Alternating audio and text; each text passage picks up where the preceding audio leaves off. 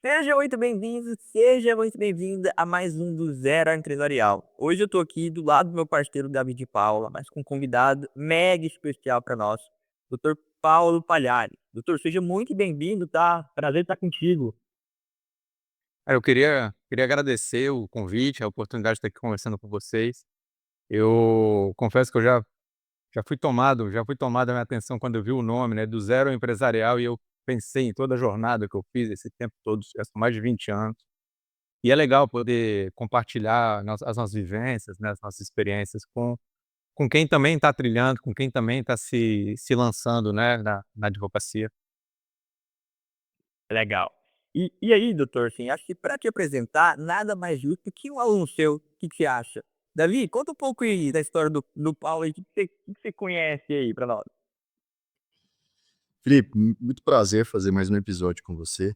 Hoje aqui eu tenho a honra de vou chamar mais uma vez de professor, né, não vou chamar aqui de doutor, de colega de profissão, de professor, porque realmente foi o que o Paulo foi e continua sendo, sempre vai ser, sempre vou chamar de professor. Tive a honra, de ser aluno do Paulo no LLM, né, de Societário e Mercado de Capitais, ali na matéria de arbitragem, uma matéria muito interessante que a gente vai discutir aqui sobre esse mercado, sobre esse tema. E, cara, foi cada aula era realmente uma aula, assim, né, eu vou e volto de Brasília, mas tinha total ânimo para ir pra aula do Paulo, porque voltava pensando, eu e o Pedro, que é meu colega ali da turma de Goiânia, a gente voltava discutindo e se interessava cada vez mais pela arbitragem. E o Paulo não só isso, né, assim, as conversas no intervalo eram muito interessantes ali sobre a teoria das elites, então é uma honra tá aqui a gente fazendo esse podcast e com certeza vai ser uma aula, uma história inspiradora de muito sucesso, mas sucesso da realidade, sem aquele sucesso de redes sociais. São 20 anos de disciplina, de constância, e é isso que a gente vai aprender aqui hoje. Paulo, muito obrigado. Legal, hein? Bacana. E, doutor Paulo, para a gente começar, o podcast é do Zero Empresarial. Mas eu quero ter um pouquinho da história do Paulo, assim, ali do zero, a escolha do direito, a escolha da faculdade, a escolha e, claro, o contexto pelo qual você se inseriu nesse curso e nesse mundo, assim. Conta pra gente um pouquinho o começo de toda a sua história profissional ali, faculdade, início, escolha, desafios. Como que foi isso? Assim, talvez eu fale uma coisa que até surpreenda, né, mas eu nunca escolhi ser advogado, né. Eu fui drenado pela advocacia, eu fui tomado. Quando eu comecei a faculdade, eu vou voltar um pouco lá para a época que eu fiz tal do vestibular, né, ah, eu queria ser cientista político. Inclusive eu fiz ciência política, né, mas eu estava segundo grau, eu era um aluno, assim, vamos dizer assim, polêmico. Ele era um aluno do fundão, aluno da piada. E minha mãe não confiava muito não, sabe, que eu fosse passar numa federal aqui, eu passei por ciência política aqui na UNB. E na época, isso eu tô falando lá de 97, tá, quando na época que eu fiz vestibular, eu entrei na faculdade em 98. Aí minha mãe falou: "Paulo, pode ser que você não passe, né, por que você não faz um teste para fazer um outro vestibular aí, aqui no" então chamava CEUB, né, hoje o UniCEUB, é a instituição que eu estudei, fiz minha graduação em direito. E aí eu fiz o vestibular do UNB, fiz o vestibular do CEUB, passei. Só que em 98, você vê, 98, cara, muito tempo já, teve a mais longeva greve do UNB da história. E a aula não começava nunca, e minha mãe falou: "Ó, vai começar o semestre no CEUB, começa fazendo as matérias", que eram as mesmas, o primeiro semestre era idêntico, né. Acho que uma matéria que mudava. Introdução à ciência política, introdução ao direito, introdução à economia, introdução à sociologia na UNB, né, que não tinha no direito. Lá a gente tinha uma matéria de nivelamento de língua portuguesa.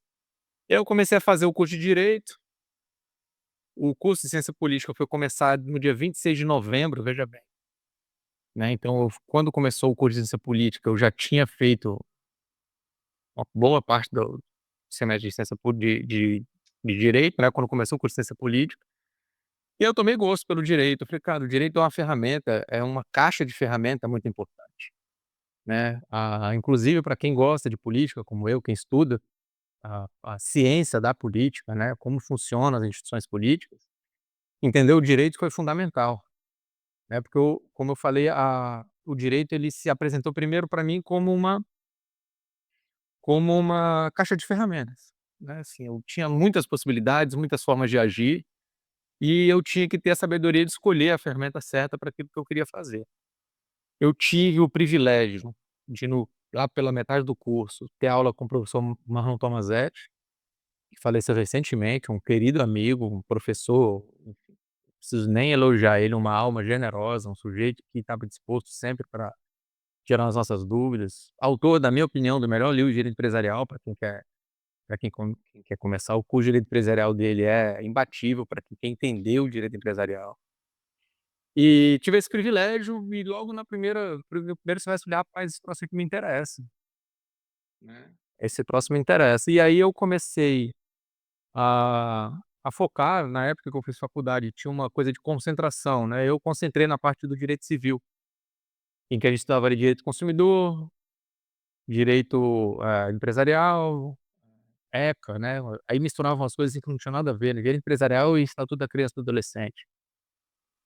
Perdi algumas coisas na faculdade por conta dessa divisão, que fui ter que corrigir depois, como por exemplo, trabalho, processo de trabalho, que também depois da faculdade, a minha visão sobre o que é o direito empresarial mudou muito também, né, porque você às vezes se apega muito àquela divisão das matérias, né, que são feitas por motivos pedagógicos, mas o mundo real não é assim.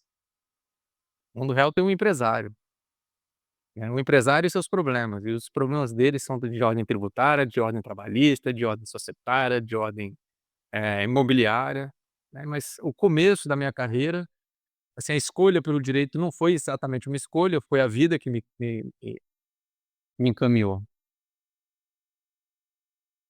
Professor, eu queria entender, como que fazer ciências políticas mudou a sua forma de enxergar a própria advocacia, né? O que seria a advocacia? Como é que ela te influencia até hoje ter feito essa formação complementar, né, ou diferente, no seu dia a dia, assim, perante a advocacia, que fazer essa outra formação, te diferencia, né, dos demais advogados? Cara, eu lembro até hoje eu lembro quando, na minha aula de introdução à ciência política, né, o professor falou assim: "Cara, as pessoas acham que existe uma figura chamada o legislador. Se as pessoas soubessem como a legislação são feitas, elas não falariam isso". E aí nesse mesmo dia eu fui para uma aula no direito e o professor falou: "Não, porque essa foi a vontade do legislador". Eu falei: "Meu Deus do céu", né. Eu pensei: "Cara, foi o que eu aprendi hoje de manhã". A forma de trâmite, a troca de voto, recentemente eu escrevi até um artigo sobre isso. Às vezes tem um assunto que não interessa a minha base, a minha base é neutra em relação a ele, e aí eu te apoio num ponto que é importante para ti, você me apoia num ponto que é importante para mim, e a gente combina voto e aprova 2 legislações que, sabe, não tem uma racionalidade na legislação como muitas vezes a gente pensa. Então a ciência política ela me trouxe uma capacidade de ver a complexidade da produção legislativa que o direito não tem, até hoje não tem, hoje já melhorou muito. Outra coisa que mudou muito a minha visão sobre o direito, foi uma disciplina que eu fiz nessa política chamada análise política. E aí a gente lê um livro todo em inglês chamado Analyzing Politics. E ele tinha um capítulo dedicado à forma como os juízes tomam decisões, mas não é da forma que o direito estuda, né? Aquela coisa de relatório, fundamento, dispositivo, né? Falou o seguinte: "Ó, você tem que olhar para o juiz e pensar assim, quais são as preferências políticas dele? Quais são as preferências de carreira dele? Juiz que dá decisão", a gente sabe, o juiz aqui no Brasil que dá decisão que é sempre reformada a segunda instância, isso vai entrando para a estatística dele, né. Isso na faculdade de direito ninguém te ensina. Ó, às vezes o juiz ele vai negar liminar, porque ele até concorda contigo, mas o tribunal vai reformar e ele não quer que isso entre para a estatística dele. Às vezes o juiz dá uma decisão de andamento de processo que é para bater meta de CNJ. É muito difícil você ter isso de forma estruturada na faculdade de direito, estruturado como uma disciplina mesmo, né. Assim, ó, o juiz ele tem as preferências, ele tem as necessidades dele, ele tem as limitações dele, ele tem as preferências políticas dele. E hoje, na época que eu estudei, o Supremo era um lugar meio afastado, sabe, ninguém sabia quem eram os Supremos, a não ser que você fosse, interessado em Supremo, se você trabalhava no Supremo Tribunal Federal. Hoje eu entro em qualquer Uber, o cara fala que o ministro XYZ fez um absurdo. Ele sabe o nome do sujeito, ele sabe a decisão que o sujeito tomou. E isso me remete muito à minha formação em ciência política, sabe, de como o direito e a política, elas acabam tendo um ponto de contato, eles não são a mesma coisa, mas tem um ponto ali de sobreposição, sabe, onde os conjuntos se encontram. E a separação do direito da política, que foi uma coisa, né, que o Kelsen escreveu, que hoje está, né, foi debatida, já tem o pós-positivismo, enfim, mas aquilo ali foi fundamental. Separar, ter o ponto de separação do que é só direito e o que é só política é fundamental para a nossa democracia. É fundamental. Professor, e aí então você meio que caiu de paraquedas, né, assim, no mundo do direito, ali o indicação da mãe, né, falar para não comprar a briga, ok, vou seguir os conselhos. Foi. Graças a Deus, né, que a gente segue os conselhos, das mães. E aí acabou na advocacia. Então fez ali, passou no que tinha que passar e me tornei advogado. Não sei se era isso que eu queria, mas acabei me tornando. Como é que foi esse começo? Para onde que você foi? Abriu o escritório, entrou em algum, bateu na porta de quem? Quais foram os primeiros serviços? Como é que foi essa provavelmente eu creio que foi uma aventura, né? Foi. Foi porque, assim, tem uma pitada de irresponsabilidade também, né. Eh, eu tinha um grande amigo, tenho um grande amigo, né, mas a gente na época estava na faculdade, Rafael Fonoyama, que também fazia ciência política comigo, e ele na época me chamou para ir no aniversário da filhinha dele, eu estava no 7º semestre. E lá tinha um advogado do escritório que ele fazia estágio. E aí esse advogado falou: "Olha, eu vou sair do escritório, quero abrir um escritório. Se vocês vierem comigo como estagiário daqui a 1 ano e meio, 2 anos, quando vocês formarem, a gente vira sócio". Aí eu falei: "Pô, maravilha, vamos embora". Mês, assim, de aniversário. Não conhecia ele direito, enfim. Então, assim, eu tenho uma visão, sabe, Felipe e Davi, que a gente é responsável por uma parte do que acontece com a gente, outra parte é a vida que encaminha. E a gente só pode se dedicar àquela parte que a gente consegue, né. O resto a vida vai levando, né, vai tocando, você vai fazendo o melhor que você pode. E quando a gente resolveu abrir esse escritório, a gente não tinha nada, não tinha um cliente, não tinha, só tinha uma vontade, né, de sair no escritório, né, que é o Mário, esse advogado, o doutor Mário, queria sair do escritório, eu e o Rafael preocupado já com o futuro. Aí a gente pegou uma sala no edifício Baracá, aqui em Brasília, no setor comercial sul, não tinha vaga, era uma bagunça ali, hoje está muito melhor. E eu peguei o computador da minha casa, levei para essa sala. Nesse mesmo prédio, o zelador disse que tinha um sindicato que estava encerrando as atividades, estava vendendo tudo. A gente comprou mesa, a gente comprou um gaveteiro de metal, daqueles pasta suspensa que tinha antigamente, e colamos o carpete, a sala tinha carpete velho, cara, um troço horroroso. E começamos a advogar, assim, família, eh, sucessões. E aí teve uma coisa curiosa, porque o Rafael tinha um colega de estágio que pediu um favor para ele, pediu para ele ir no TST, tirar cópia lá de um processo. Porque eu sou do tempo, né, quando fazia estágio a gente tirava cópia dos processos. E aí ele desceu no TST, que era perto do escritório, na época o TST funcionava no setor de autarquia sul, aqui de Brasília, bem pertinho do setor comercial, para quem é daqui. E tinha uma advogada perdida lá, advogada do Paraná, perguntando onde que ficava a 5ª turma. Ele falou: "Ih, cara, lá o pessoal é difícil de atender, vamos lá, vou te levar lá, doutor". E ela falou: "Doutor, você não sabe de um escritório que possa representar meu escritório aqui em Brasília, não? A gente ganhou uma licitação do porto lá de Paranaguá, e a gente tá precisando de alguém aqui". Aí ele falou: "Ô, cara, pior que eu sei". E aí foi o nosso primeiro cliente, que pagou as contas do escritório, sei lá, uns 4 anos, né. Então, assim, foi tudo muito incerto, não tinha um cenário preparado, nenhum de nós 3 éramos filhos de pessoas do direito, né. Meus pais servidores públicos, os pais do Rafael professores.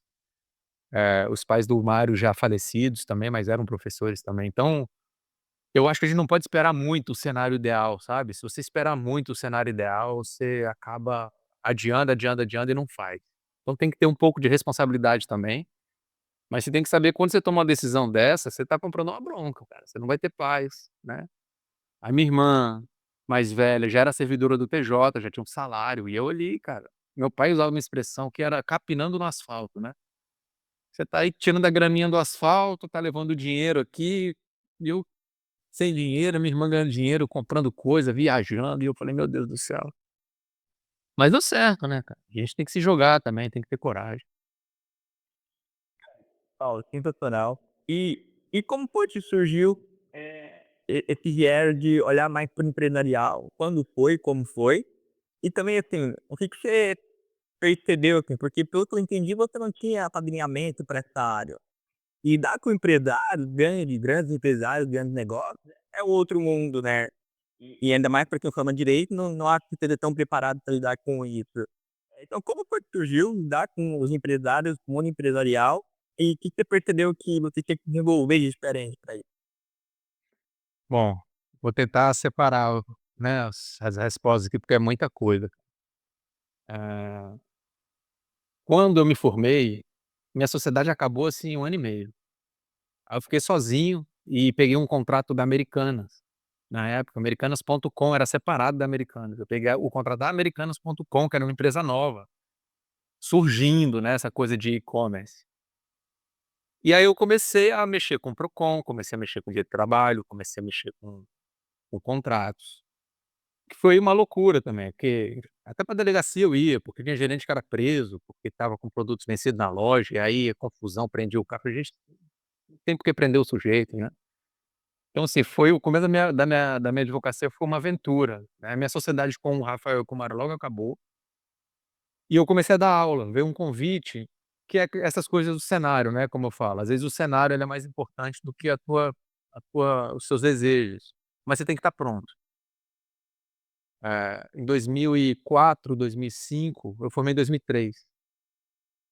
O ensino superior estava crescendo muito, muito. Eu estava fazendo as matérias como aluno especial na UNB, no mestrado da UNB, e o pessoal do CEUB, onde eu tinha estudado, me ligou perguntando se eu não queria assumir uma turma de contratos empresariais, porque eu tinha uma professora lá que os alunos não gostaram, fizeram abaixo-assinado, coisa de aluno mesmo, né. Acho que ela não teve muito traquejo com os alunos também e acabaram brigando. Bom, para mim, que entrei ali no com 1 mês de aula já, com uma turma revoltada, eu com 24, 25 anos, os alunos quase da minha idade, cara do 9º semestre, me desafiando, né, e aí eu tive que estudar mais que os outros, né, cara, porque não tinha autoridade de um cara que, sei lá, cabelo branco lá, já tem 40 anos de carreira para falar as coisas, tudo que eu falava eles questionavam. E eu sou muito grato, porque acabou o semestre, a gente ficou todo mundo amigo, né, eu aprendi muito na faculdade, até que eu lidar com as pessoas, né. Eu consegui fazer com que os alunos saíssem desse viés combativo contra o professor, né, e viesse com viés colaborativo. E aí muito do que eu sei, de fato, não é que eu aprendi, o professor aprende com o aluno, essa coisa romântica, não é de verdade. Os alunos me trazem coisas, os alunos me trazem decisões importantes, me trazem casos interessantes. Então não é o papo vazio de que o professor aprende com o aluno, aquela coisinha romântica. Realmente a gente aprende. Principalmente quando você consegue ter uma relação com teus alunos de parceria, né, de colaboração, de que todo mundo se ajuda, e de que vai ser sempre vai ter uma coisa que você não sabe. Então eu tenho muita gratidão também pela sala de aula. E eu comecei muito novo, né, eu comecei com 24 anos, tô com 46 agora. E foi uma escola. Agora como é que eu me aproximei dos empresários? Primeiro foi Americanas, foi uma loucura, e aí depois você fala: "Bicho, eu já segurei bomba de Americanas", o cara fala: "Você segura qualquer coisa". Né, porque a empresa estava crescendo muito rápido, tudo ninguém sabia o que ia acontecer na época, né, porque era o ponto .com era novo. Ah, e fui muita faculdade a faculdade me abriu muitas portas também, de fazer palestras, de conhecer outras pessoas, né, então eu acho que se você me pergunta como é que você se aproximou dos empresários? Cara, eu não tinha muito, eu não tinha padrinho, eu não tinha escritório para andar, eu só tinha uma coisa, credibilidade. Nunca menti para cliente, nunca escondi situações difíceis, e você acaba criando uma vamos dizer assim, uma credibilidade, né, uma fama de que, cara, você resolve, sabe, não fica dourando a pílula para contar notícia ruim para o cliente. O empresário tá acostumado com notícia ruim, cara. O empresário ele não quer inépcia. Viu que tá errado e não fez nada, né. Então, eu acho que isso me ajudou muito, essa minha franqueza, essa minha forma muito clara de botar as coisas. Sempre fui estudioso, fui um péssimo aluno no segundo grau, mas depois que eu entrei na faculdade, eu estudei muito, e eu era daquele aluno chatinho que pegava o começo do livro, a história do direito empresarial, na Idade Média, depois eu fui descobrir que isso era bobagem, né, mas eu lia todas as linhas, eu lia todos os capítulos. E eu sinto falta muitas vezes hoje, até nos alunos, cara, deles voltarem lá nos capítulos iniciais, sabe, da teoria geral do direito, do direito empresarial, para entender o conceito de empresário. Porque se você não faz isso, depois você vai aprender na prática, errando. E vamos combinar que errar na advocacia não é muito bom, né. Pode ser pode ser muito caro errar na advocacia. Então, eu acho que um pouco foi uma combinação de um perfil muito estudioso, um professor muito aberto aos alunos, então sempre me procuravam, sempre me traziam até parceria, eu tenho um monte de parceria hoje com ex-alunos meus, né, que foram para boas eu dei aula no CEUG, uma excelente instituição, então muitos bons profissionais saíram da sala de aula, foram para bons escritórios e lembravam de mim, né: "Ó, chama lá o Palhares lá para ajudar num processo mais complicado aqui de societário", porque societário não é uma coisa que todo mundo quer, né, a gente tem que concordar. Mas foi mais ou menos isso. Quando a gente fala aqui, né, do zero na advocacia, sempre é a questão, né, vou sozinho ou vou com sócio? A sociedade é sempre um tema que os advogados estão discutindo. É é por confiança, é por questão, ali de complementação de áreas, como é que eu escolho um sócio, a vida que escolhe o sócio. Mas eu queria entender como é que foram suas sociedades, né, sei que, salvo engano, você teve 3 aí até a que consolidou realmente. Queria entender qual que é a sua visão atual hoje sobre sociedade, qual sócio que eu devo escolher, como é que qual que é a sua visão, assim, sobre um tema tão relevante, né, para um advogado. É difícil você ver um advogado que é o cacique de um escritório, que ele é o cacique sozinho, né, sempre tem ali, geralmente, 2 3 sócios pelo menos. Queria entender como é que foi no seu caso, quais os aprendizados que você tirou e quais conselhos também você pode dar para um advogado que está pensando em fazer sociedade ou está na primeira sociedade, como é que foi? Ah, sim, essa pergunta é muito boa, Davi, porque eu queria ter ouvido isso lá atrás. Eu queria que alguém tivesse me falado isso, sabe.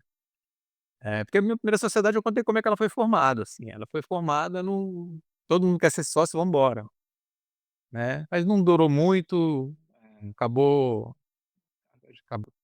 tendo desentendimento entre os outros 2 sócios, eu sempre me dei bem com todos os 2, mas, um saiu, depois o outro também falou: "Cara, não tá dando pra mim, eu vou sair, eu tô precisando ganhar mais, fazer mais coisas", porque na advocacia o arranque é muito difícil, né.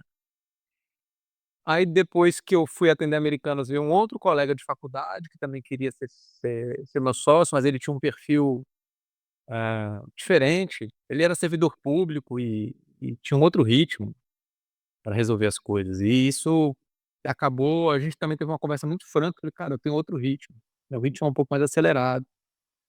Aí encerrei essa sociedade, fechei o escritório e fui conhecer o meu atual sócio na pós-graduação, processo civil que eu fiz. E eu brinco que foi um processo mesmo de aproximação, assim, cara. A gente primeiro que a gente se teve uma identificação pessoal, assim, da sala de aula, mesmo perfil, enfim. E ele vinha me pedir ajuda com algumas coisas, eu pedia pra ele, e aí pegava um caso junto, dava uma orientação: "Pô, bicho, na sustentação oral faz isso", e pô, o nome dele é Fernando Dantas. E eu lembro do dia que eu cheguei: "Fernando, cara, eu fechei meu escritório e tô precisando atender um cliente, eu posso ir no teu escritório?". "Pode, vai lá e atende lá, não tem problema". E aí eu comecei a usar a mesa da sala de reunião dele para trabalhar, e aí a gente falou: "Bicho, a gente é quase uma sociedade já". Isso era em 2008. Bora formalizar, bora fazer". E aí vem o segredo, cara, pessoas, papel não vale nada. Papel que não vale nada, mas vale muito pouco na escolha do sócio, muito pouco. Você pode fazer o melhor acordo de sócio, você pode fazer o melhor contrato social, se não tiver com uma pessoa certa, então assim, é ver se o desejo da outra pessoa, sabe, bate com o seu, de perfil de escritório, de limite de trabalho, né, porque a gente que é advogado, a gente tem que saber botar limite no trabalho. A forma de investir no escritório, né, dedicar tempo, dedicar dinheiro, dedicar, sabe, cara, você dedica sua alma para o escritório, né. Ninguém, quando sai do escritório, deixa de ser advogado.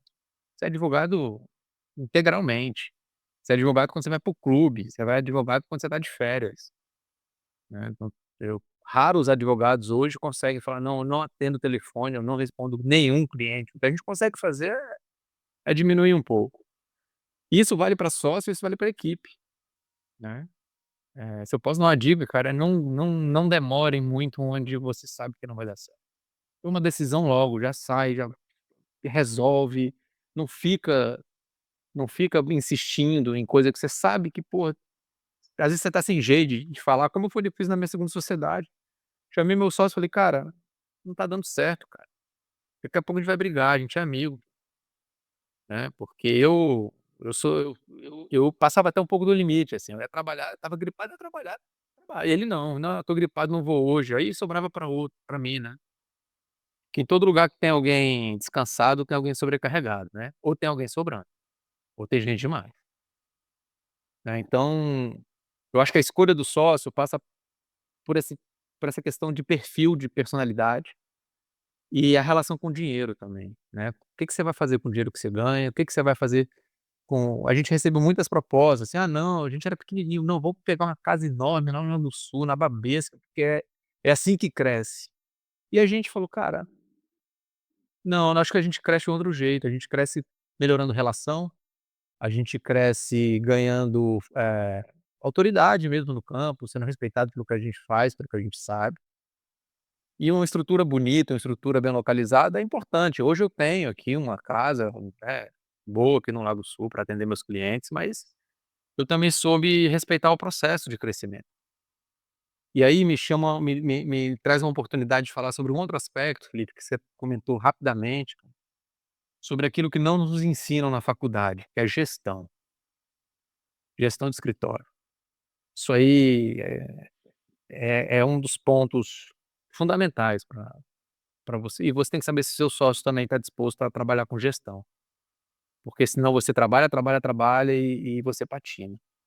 Eu acho que todo advogado ele tem que ter 3 coisas, né, cara, ele tem que ser bom tecnicamente, ele tem que ser bem relacionado e ele tem que ter gestão.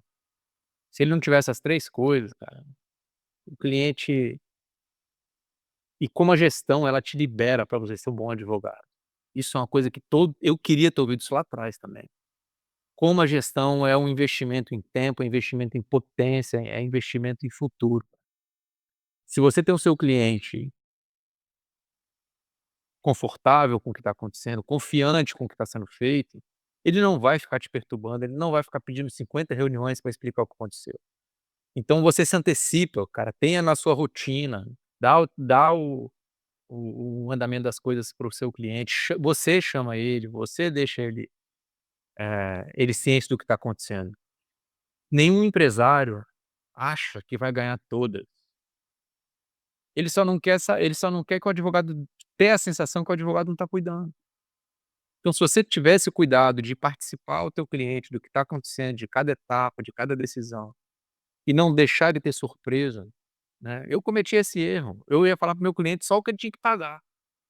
Eu ganhava as ações e não contava para ele, né. Era um hospital, ele ainda é nosso cliente aqui, e aí as ações que a gente ganhava, beleza. Aí quando a gente perdia: "Pô bicho, olha só, tem que fazer um depósito". "Pô bicho, eu só perco, velho. Eu só perco, tu só me liga pra falar que eu perdi". Eu falei: "Não, cara". Aí que foi que eu me toquei que eu precisava falar pra ele o que que a gente fez, cara. A gente fazia coisas muito bonitas, assim, pegava teses muito boas, revertia processos, às vezes, que estavam em situações muito ruins e ele não sabia. Então deixar o cliente saber das coisas, contar pra ele, E não é, ia contar com sinceridade, não é ficar fazendo propaganda de que: "Olha como eu sou um gênio". Fala: "Cara, aqui nesse processo aqui a gente estava desesperado, estava achando que ia dar ruim. Veio uma perícia ruim aqui, mas a gente achou um ponto aqui que resolveu". Passa a credibilidade para o teu cliente, ele não te larga e ele traz outros, porque ele vai falando: "Meu advogado, gente, meu advogado é ótimo, cara, isso resolve, me faz um relatório lá, todo mês eu tenho uma reunião com ele lá de resultado, ele me mostra o que aconteceu, o que que deu de bom, o que deu de ruim". E gestão interna também de pessoas, né. Saber contratar, saber alocar as pessoas certas, saber cobrar e ter a tranquilidade, cara, de desligar pessoas que não estão contribuindo para ter pessoas boas, cara. Você tem que ter pessoas boas. Um escritório de advocacia é feito de pessoas. Se você não tiver um advogado bom, não tiver uma equipe boa, e hoje aqui a gente tem uma equipe excelente, né, todo mundo alinhado, todo mundo feliz e entregando, comprometido, isso é o mais importante. Professor, o senhor comentou sobre esse começo da advocacia, né, desafiado, porque você ter aquele sprint inicial que você falou: "A água saiu do pescoço", né, ou pelo menos um pouquinho. Eh, Como é que quando você percebeu que as coisas tinham melhorado, e como é que você conseguiu sair dessa sua patinação constante, digamos assim, ficar patinando ali e mês a mês tentando somente sobreviver? Como é que foi isso e quais conselhos você consegue dar para quem ainda está nessa fase: "Ó, tenta fazer isso e isso durante, né, assim, ó, com constância, que provavelmente depois de um tempo você vai conseguir sair desse estágio de sobrevivência inicial", que muitos morrem, né, muitos escritórios, sus pessoas acabam desistindo, tem o sonho de advogar, mas fica ali 2 anos patinando e fala: "Não, eu preciso pegar um cargo público para pagar minhas contas aqui", né. Como é que foi no seu caso e quais dicas você pode dar? Cara, acho que o que eu mais escuto, Davi, advogado que não sabe cobrar, né. E a cobrança de honorários, ela é o coração do escritório. A precificação é o coração do escritório. E aí tem muitas estratégias, né, tem alguns escritórios que tentam ganhar no volume, então aumentam o volume de trabalho, o volume de equipe, o volume. A minha estratégia foi tentar, qualificar o meu serviço para eu poder cobrar mais caro, né. A gente falava que isso é uma frase do meu sócio, do Fernando Dantas: "O cara, eu não quero ser famoso por ser o advogado baratinho, eu quero ser famoso por ser um advogado bom. O cara vai me pagar, ele pode me pagar até falando: 'Cara, eu tô gastando uma grana aqui com advogado, mas eu tô seguro que eu tô gastando bem'", né. Então eu acho que saber cobrar, saber precificar é uma arte, cara, não tem sabe, você tem técnica, mas você tem que desenvolver tua personalidade para isso. E muitos colegas, principalmente os mais jovens, não sabem nem cobrar. Aí o cliente não paga, ele fica sem jeito de falar: "Bicho, tem que pagar". O cara cobra naturalmente, fala: "Ó, bicho, ó, fizemos aqui a nossa reunião, tá tudo certo e, ó, tua fatura tá aberta, cara. Passa ali, conversa ali e paga esse troço, faz meu Pix, brinca, mas não deixa de cobrar". E no começo da advocacia, cara, é inglório, é muito inglório. Você vai pegando trabalho que não paga o projeto. Você pega um processo que vai durar 4 anos e se você dividir aquilo que você cobrou para tocar esse projeto, você vai ver que não fecha a conta. E aí você fica na dependência de pegar um outro para segurar o mês que vem, e o outro mês que vem. Quando você vai ver, você tem um passivo enorme de de processos, que eu chamo de projeto. Cada processo judicial ou mesmo consultivo é um projeto no escritório. E ele tem que ser sustentável. Esses dias eu vi um influenciador, cara, que caiu lá no meu Instagram, falando assim: "Ah, muitos advogados têm um dilema de mas muitos escritórios têm um dilema de crescer para contratar ou contratar para crescer". Aí eu pensei comigo assim, né, cara, até comentei isso aqui no escritório. Cara, eu tô numa outra fase, eu tô numa fase de limpar para crescer. O cliente, cara, não tá aderindo, o contrato é tóxico, só dá dor de cabeça, o cliente é muito demandante, não tem resultado financeiro. Chama o cliente e encerra a relação, cara. Limpa a tua pauta, limpa tudo, se libera para você poder frequentar os lugares, pra você poder fazer uma sustentação oral, pra você poder fazer um curso, ir num congresso, sabe, conversar com seus amigos, para você pegar outros contratos.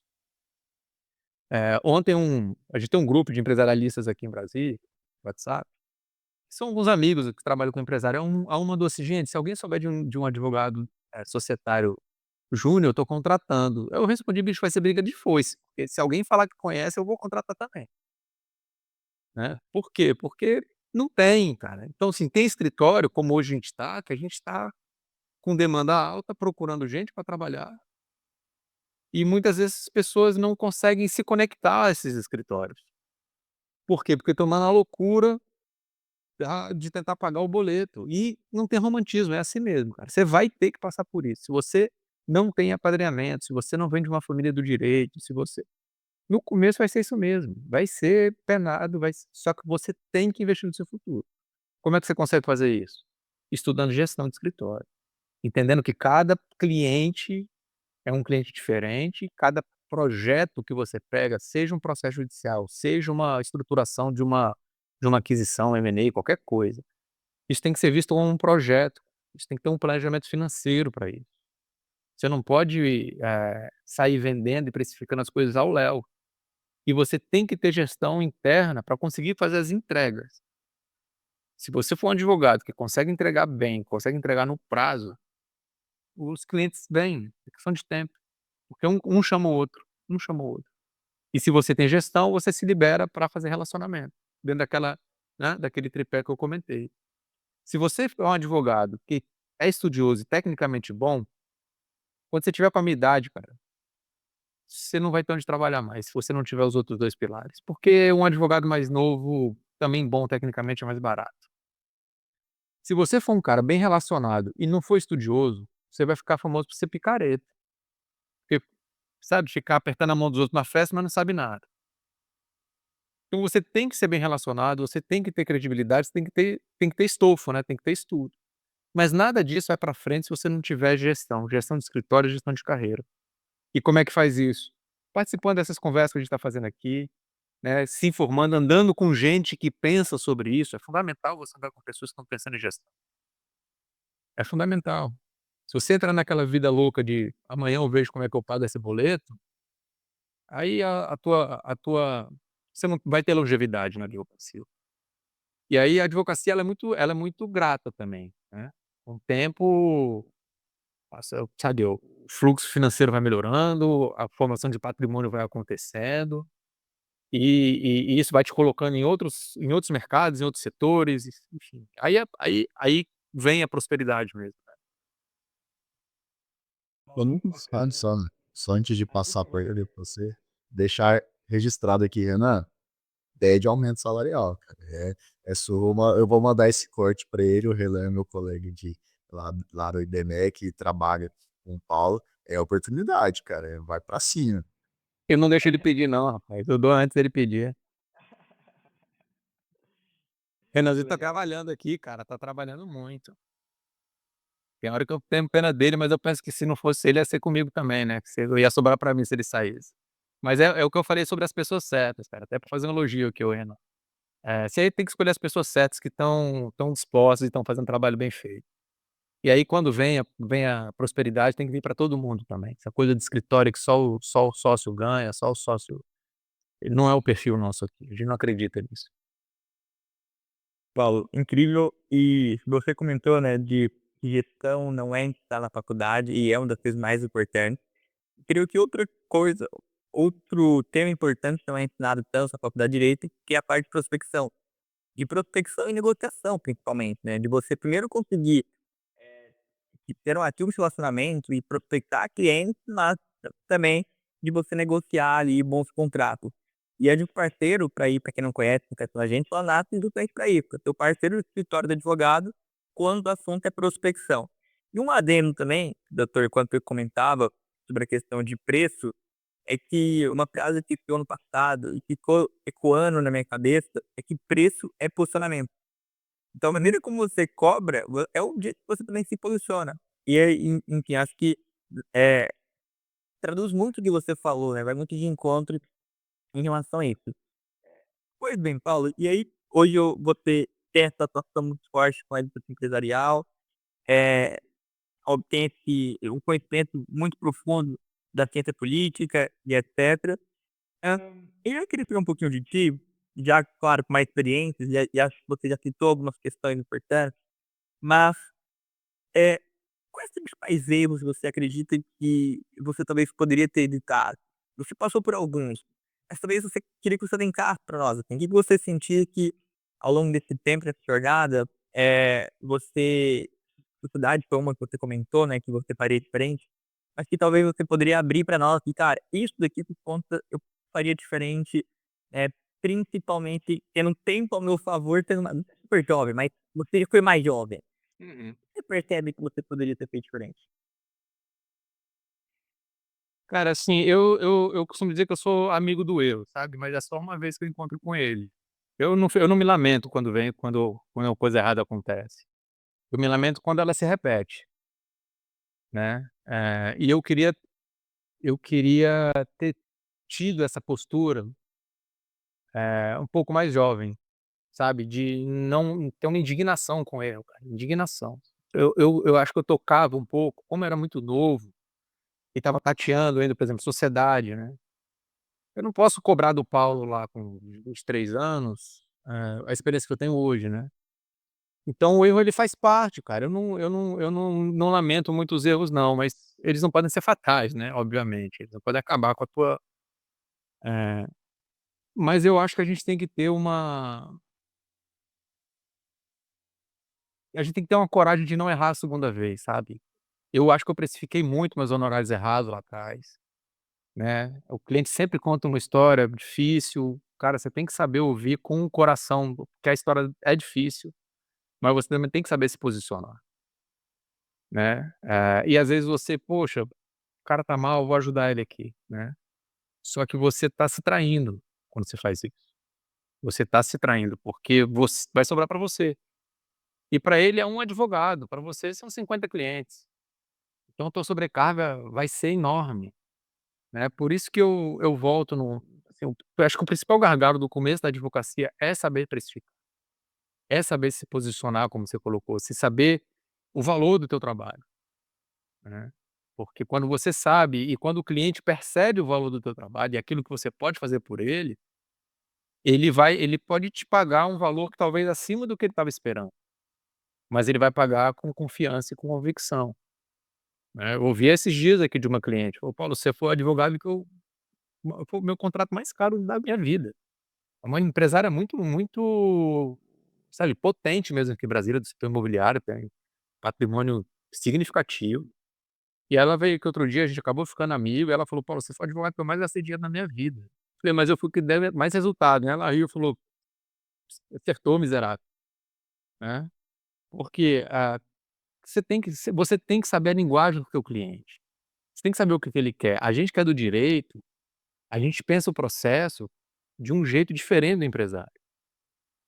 E você tem que estar sensível a saber falar a linguagem dele e sentir o que ele sente com o processo judicial, né. E saber falar certas coisas para o cliente. Esses dias um cliente falou que: "Ah, porque essa empresa é um filho para mim", eu falei: "Não senhor, filho não, filho é outra coisa, empresa é empresa bicho". "Ah, mas eu passei 20 anos trabalhando nela", beleza, mas agora você vai vender ela, porque a hora de vender é essa. Aí ele até se animou, ele falou: "Pô, tu tem razão cara, tem razão, eu tô cansado, trabalhei pra caramba, são 20 anos de empresa, tem uma multinacional querendo comprar e eu vou vender, tenho que me desapegar", né. Então quando a gente convive também muito, né, como você estava falando sobre prospecção, você vai convivendo com o empresário, você tem que ter humildade de aprender com ele. Você tem que ter humildade de entender que eles têm uma outra perspectiva da vida. E você tem quanto mais você se assenhorar dessa perspectiva, quanto mais você entender a cabeça dele, primeiro, melhor para o seu escritório, porque muitas ferramentas dos empresários são muito importantes para o escritório. Segundo, melhor na tua relação com o teu cliente, porque ele vai sentir que você sabe o que ele está passando. Contar uma última, eh, curiosidade aqui, eu fui atender uma chefe de cozinha a pedido de um amigo meu, virou até minha cliente. E ela muito chateada, porque uma rede de restaurantes não tinha sido vendida e ela não foi levada junto, e chorou, ficou chateada. Chorou, chorou, chorou, chorou, chorou. Tá começando a Aí eu falei pra ela, falou uns 40 minutos, cara, chorou mesmo, fiquei sentido até. Quando ela acabou de falar, eu falei: "Bom, quando é que você vai fazer o concurso do TJ?" Aí ela me olhou assim com uma cara, tipo: "Advogado é maluco". Eu falei: "Porque se você for ser empresária, vai acontecer isso mesmo. Você vai ter briga de sócio, de fornecedor, é o seu dia a dia. Agora se você não quer passar por isso, como o Davi falou, faz um concurso, vai ser servidor, cara. Você vai passar por outras coisas, outros desafios, mas não com briga de fornecedor, né, de sócio, você vai ter outro tipo de problema". E ela me olhou assim, foi um choque de realidade pra ela. Falei: "Então, a partir de agora, a gente vai olhar pra isso como desafio.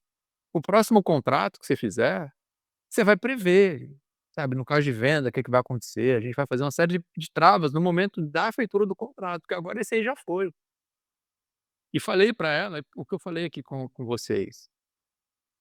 O que me incomoda é o segundo erro, é você errar uma vez e aí não corrigir, não tomar a iniciativa, né.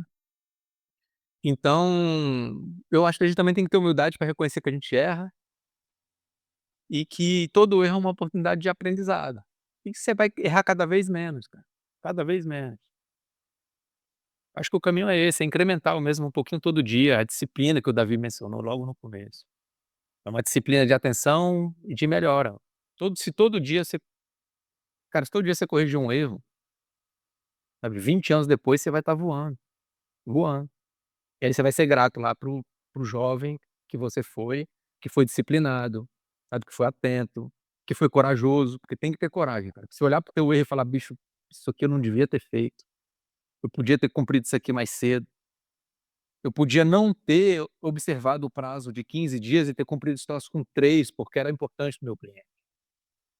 Se a gente não tiver essa coragem de admitir e acabar com o erro, né, você vai ficar inventando desculpa, aquela coisa da desculpa. Aí o cara dá desculpa para não malhar, dá desculpa para não melhorar como advogado, dá desculpa para não, sabe, tudo é uma desculpa.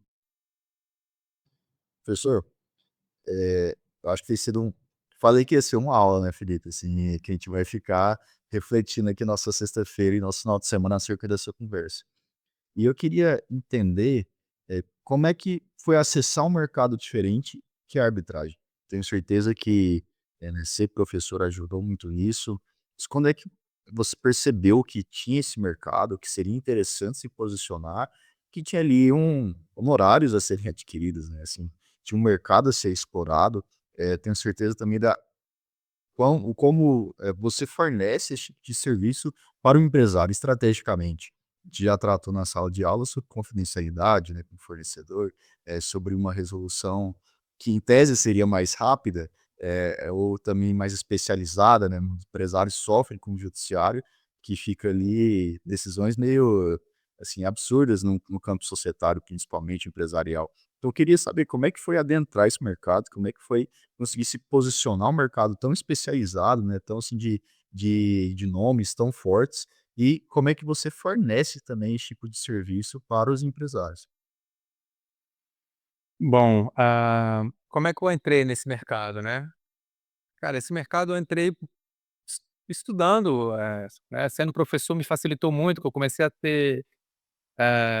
ter contato com arbitragem por conta de palestras e eventos acadêmicos.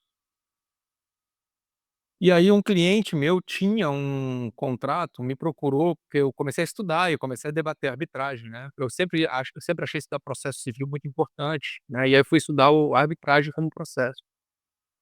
E aí foi um colega, inclusive ex-aluno, que me ligou e falou: "Professor, a gente está com um problema aqui numa arbitragem, eu não sei nem para onde que vai", né. É o que eu falo, assim, ninguém vai longe sozinho, cara.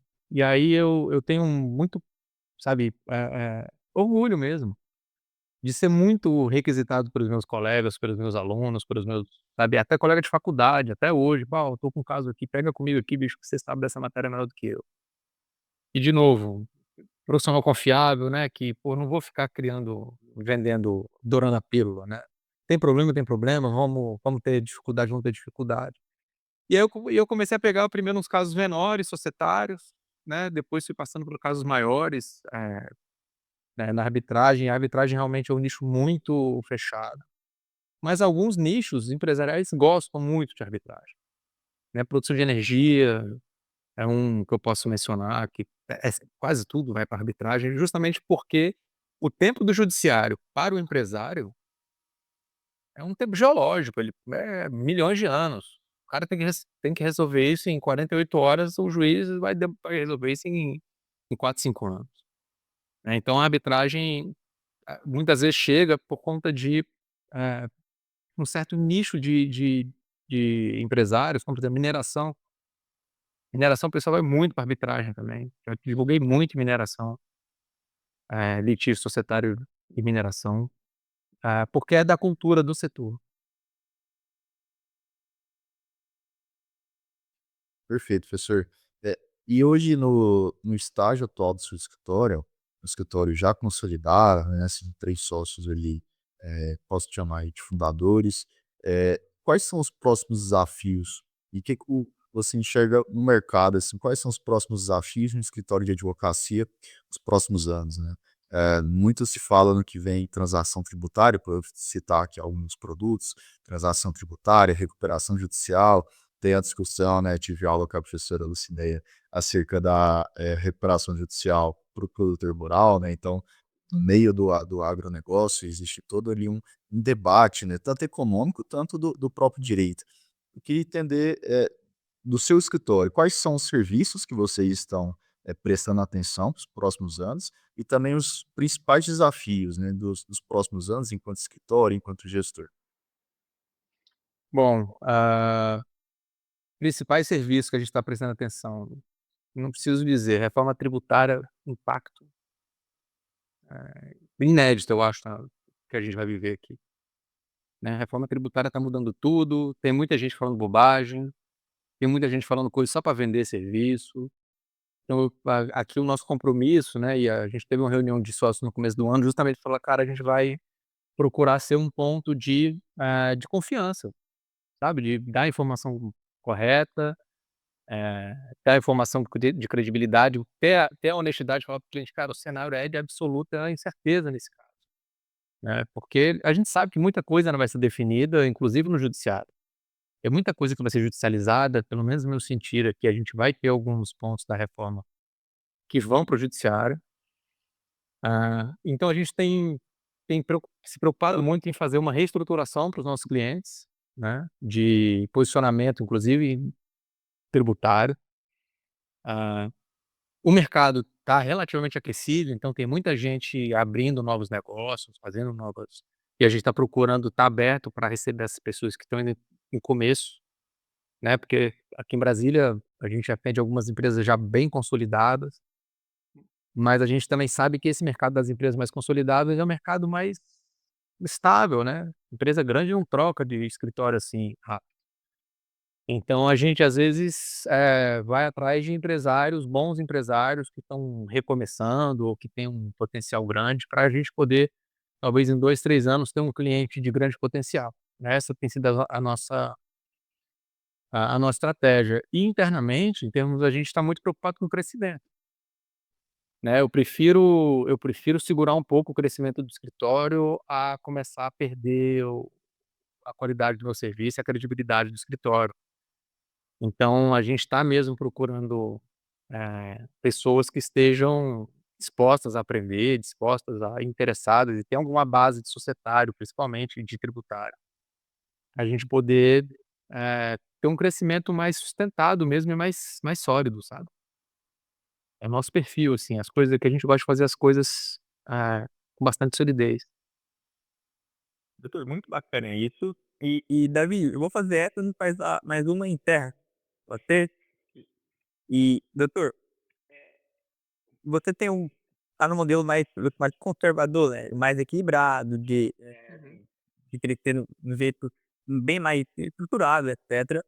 Fiquei curioso, porque quando você contou da Americanas.com, por curiosidade, nessa semana eu estava escutando um podcast que um dos fundadores da startup, ele conta que na história dele, durante o tempo ele atendia a Americanas.com e, enfim, o tamanho dos problemas que surgiu desse podcast, eu posso até pedir para o Paulo te mandar, porque é muito engraçado ele contando, como que era ele tendo atendendo como tecnologia Americanas.com, enfim, e É um batismo de fogo, né, cara.